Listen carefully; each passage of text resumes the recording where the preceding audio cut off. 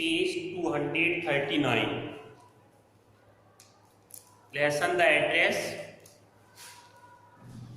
सबसे ऊपर पेज पर लाइन होगी, I have no need to follow her head. Here the daughter of Mrs Dorling pointed round the room and she said that she had a lot of things.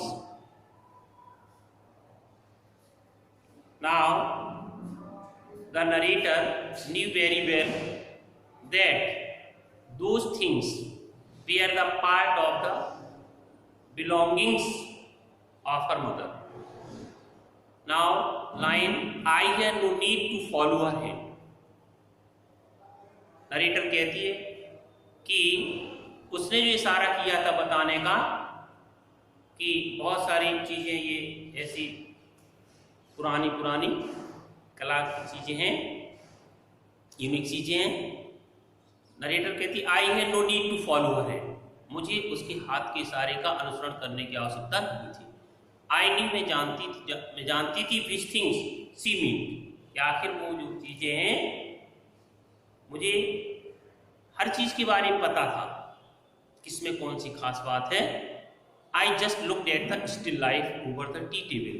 फिर मैंने जब tea table थी, चाय की table, उस पर जो भी चीजें थी उन पर नजर रखी। एज ए चाइल्ड, मतलब टी टेबल पर उसने दृष्टि डाली। As child I had always fancied like, पसंद करती थी, the apple on the pewter plate. जब मैं लड़की थी तो मैं सदैव उस प्यूटर प्लेट पर, जो प्यूटर एक तरह से जिंक धातु होती है, उसकी प्लेट में एप्पल लेना पसंद करती थी। B use it for everything, she said, बोली मैं इसको हर चीज के लिए। इट मीन सी कौन है? सी है मिसेस डॉर्लिंग की लड़की। बोले हम इसको हर चीज के लिए उपयोग करते हैं। We use it for everything.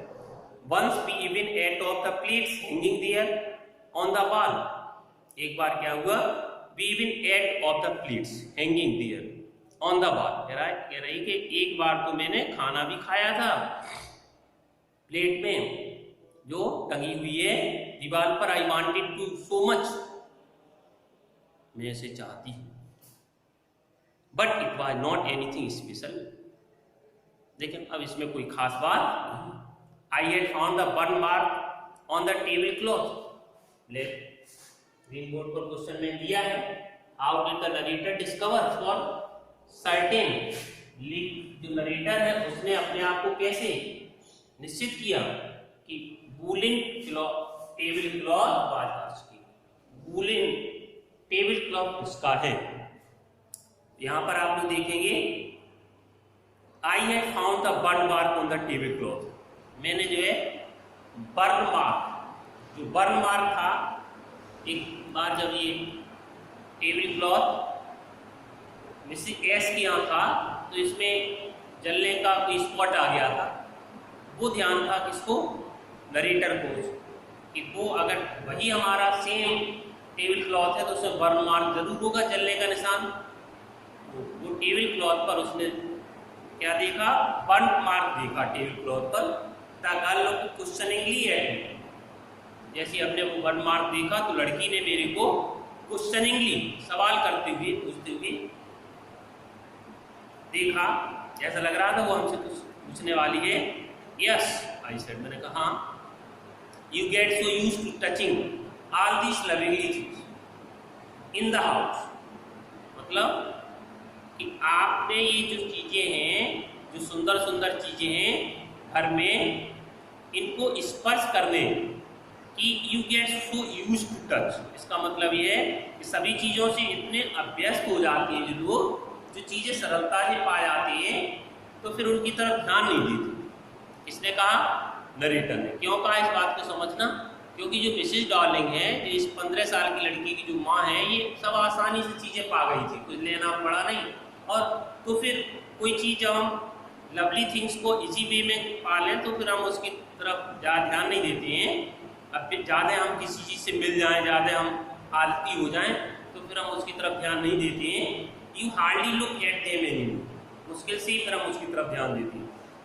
You only notice, फिर आप उन चीज़ों की तरफ ध्यान देते हैं व्हेन समथिंग इज मिसिंग, जब कोई चीज़ खो गई हो, घर में कोई चीज़ मिल ना रही हो तो जरूर आप ढूंढेंगे। तो ध्यान तब देते हैं जब कोई चीज़ खो जाती है, because it has to be repaired, या तो क्योंकि क्यों खो जाती है, या तो उसको सुधरवाने के लिए पहुंचाया जाता है, because you have lent it, या किसी को उधार दे दी है तो फिर घर में नहीं मिलेगी उदाहरण के लिए, तब हम ज़्यादा ध्यान देते हैं।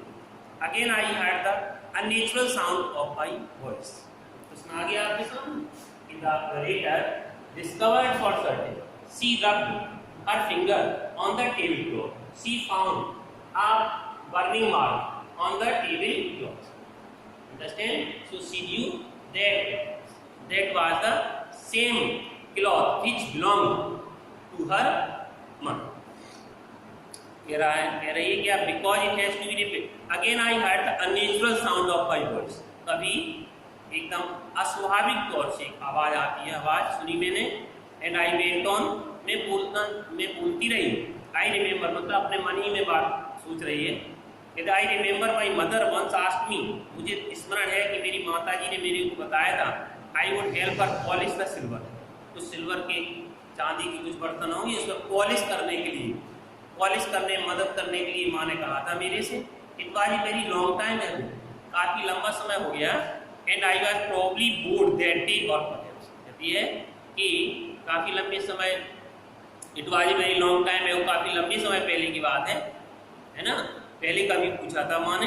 एंड आई वाज, और मैं संभवतः वाव भी उसने महसूस कर रही थी, शायद I had to stay at home, क्योंकि मेरे को मन नहीं था, फिर भी घर पे ठहरना पड़ा था, बिकॉज आई बात थी क्योंकि बीमार थी, घर में मैं बोरिंग महसूस कर रही, तभी मेरी माँ ने कहा था कि पॉलिश में मदद करो।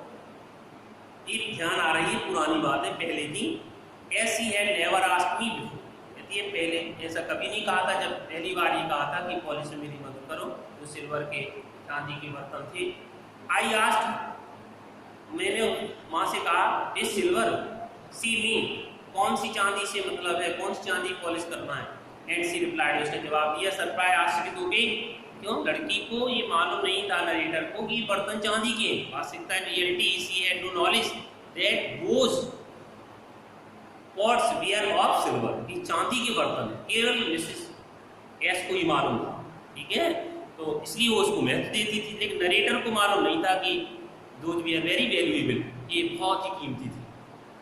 That it was the spoon, इस आश्चर्य के ऊपर होती है कि ये जो स्पून है, चम्मच, फॉर्क कांटेदार चम्मच है, नाइफ्स चाकू हैं, और कुर्स, जितने ये सब चांदी के ही हैं। And that was the strange thing, ये बड़ी विचित्र बात थी, आई डिड नॉट नो, मैं नहीं जानती थी द कटलरी की जो छुरी या कांटा था, we ate all every day, जिनमें हम भोजन लेती थी, वह सिल्वर के, सब चांदी के। To says the mother, it means the narrator's mother says that those were of silver. Now the girl laughed again, लड़की फिर से हंसी, ये सब सोच रही थी बातें, तभी क्या हुआ, वो लड़की जो 15 साल की है, किसकी है वो, मिसिस डॉर्लिंग की, वो हंसी।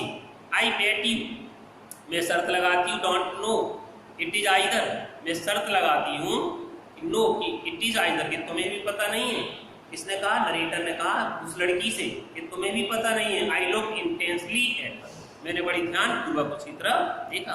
व्हाट वी एट विथ, जिसमें हम खाना खाती है, सी आस्क्ड, उसने कहा, वेल अच्छा, डू यू नो, आपको पता है, सी हेजिटेटेड, वो लड़की भी हिचकिचाई, चांदी के बर्तन कीमती होती है, सी हिचकिचाई, she park to the sideboard, वह साइड बोर्ड की तरफ गई, and wanted to open a drawer, और टेबल की जो दराज होती है उसने ड्रावर को खोलना चाहा, और भी चीजें रखी थी ड्रावर में। आई विल लुक, मुझे देखने दो, इट इज इंडिया, वो चीजें यहाँ थी उसमें। आई जम्प्ड अप, मैंने जल्दी से छलांग लगाई, इट मीन्स मैं जल्दी से खड़ी हुई, क्यों से ट्रेन पकड़नी थी, फिर रिटर्न होना था सेकेंड विजिट के बाद। कह रही, I was forgetting the time, मैं समय सोचा मैं समय भूल रही हूँ ट्रेन का। I must catch my train, मुझे ट्रेन पकड़ना है। She had her hand on the drawer, उसने अपना हाथ उस ड्रावर के पास रखा। Don't you want to wait for my mother, क्या आप मेरी माँ का इंतजार नहीं करना चाहती? नो आई मस्ट गो, नहीं मुझे तो चलना चाहिए। आई भाग द डोर में दरवाजे तक गई। The girl pulled the drawer open, उस लड़की ने उस ड्रावर को ओपन किया।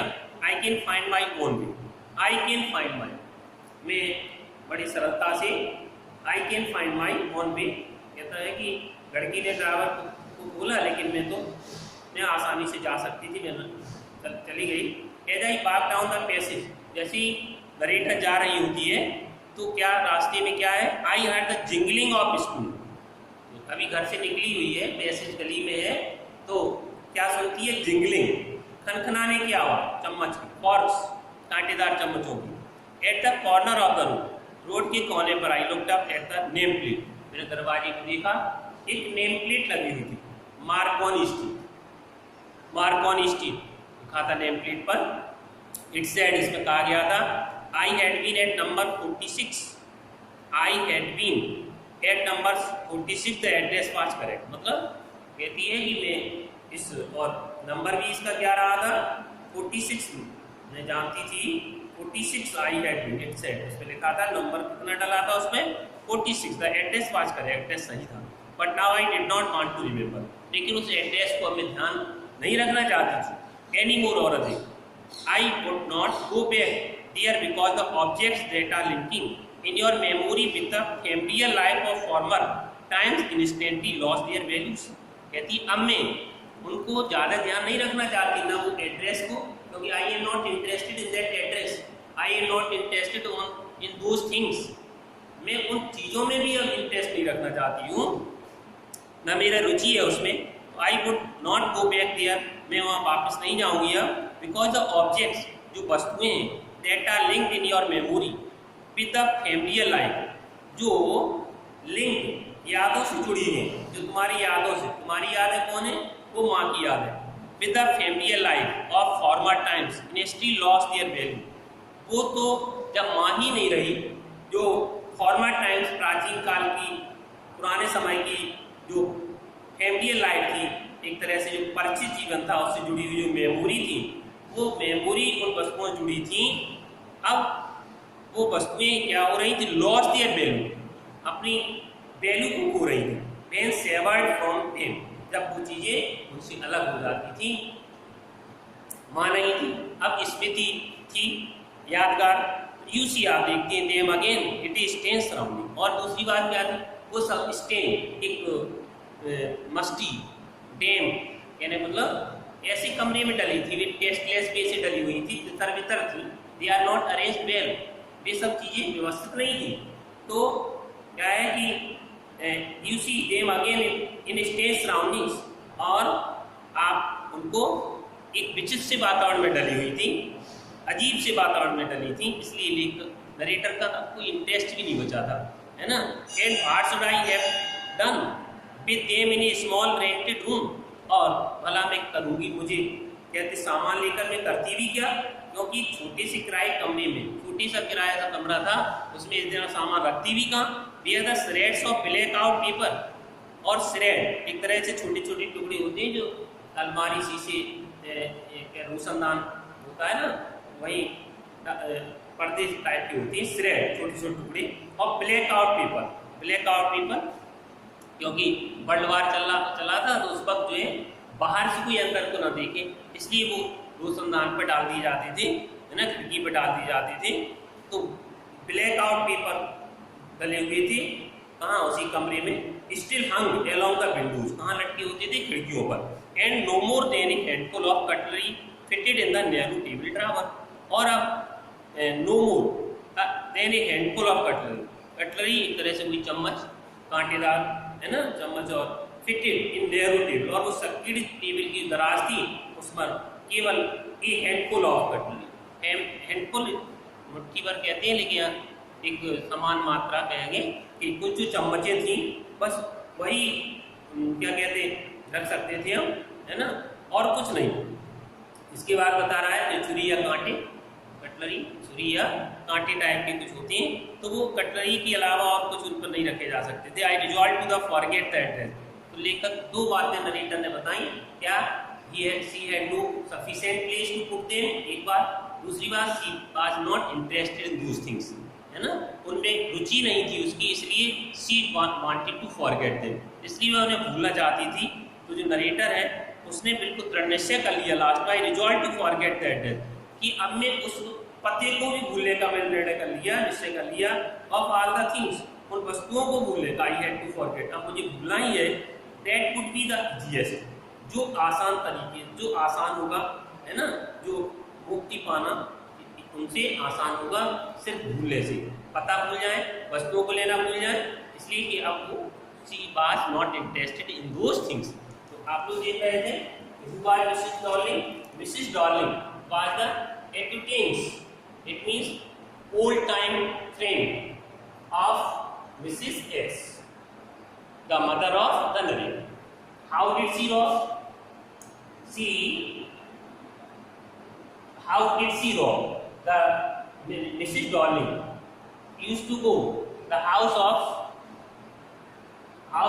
Mrs. S, and she won her confidence, and she requested to take those things. In this way, she had taken all those things one by one. Now, next point: how did the narrator discover for the certain? The narrator rubbed his fingers on the woolen tablecloth. She found a burning mark, and she believed that was the same cloth which belonged to her mother. Understand? Because she recognized that tablecloth from that burning mark. Next point: why did the narrator leave Mrs. Darling house in such a hurry?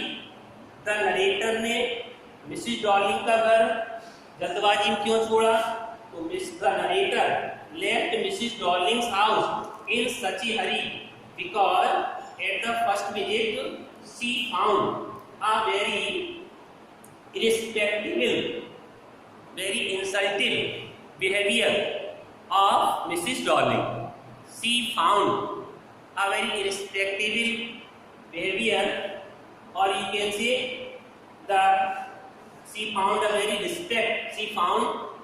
ill respect from Mrs. Darling. Cold behavior, है ना। Next point, फिर क्या हुआ? she opened the door half.